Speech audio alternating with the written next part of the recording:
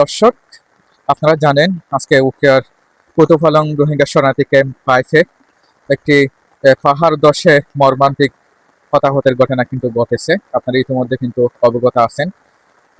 সেই রোহিঙ্গা ক্যাম্পের একটি মাদ্রাসার মধ্যে পাহাড় ধসে এই মর্মান্তিক ঘটনাটি ঘটেছে।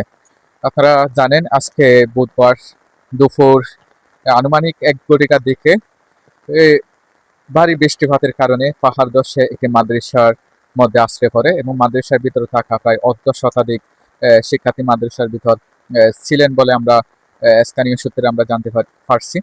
এবং এই মাদ্রাসার ভিতর থাকা সকল শিক্ষার্থীরা কিন্তু মাটির ভিতর কিন্তু রয়েছে এবং সেখান থেকে ফায়ার সার্ভিস এবং স্থানীয় যারা স্বেচ্ছাসেবীরা আছে তারা দ্রুত উদ্ধার অভিযান শুরু করে।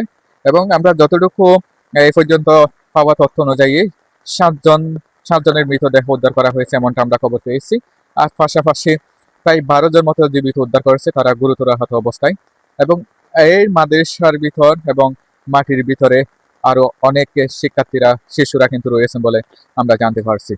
দর্শক, আপনারা জানেন এর আগেও কিন্তু টানা ভারী বর্ষণে এই রোহিঙ্গা ক্যাম্পে প্রায় 8 জনের মৃত্যু হয়েছিল এবং ফের আবারও পাহাড় ধসে আজকে এই মর্মান্তিক একটি হতাহতের ঘটনা কিন্তু ঘটেছে। শেষ পর্যন্ত পাওয়া খবর অনুযায়ী যেটা বলছিলাম, এখনো পর্যন্ত 7 জনের মৃত্যু এবং 12 জন মতো উদ্ধার করা হয়েছে এবং আরো অনেকে কিন্তু এই মাটির ভিতরে এখনো আটকা পড়ে আছে। শেষ পর্যন্ত আপনাদেরকে জানানোর জন্য চেষ্টা করবো। আপনারা বিডি ন্যাশনাল টিভি নিউজের সাথে থাকবেন।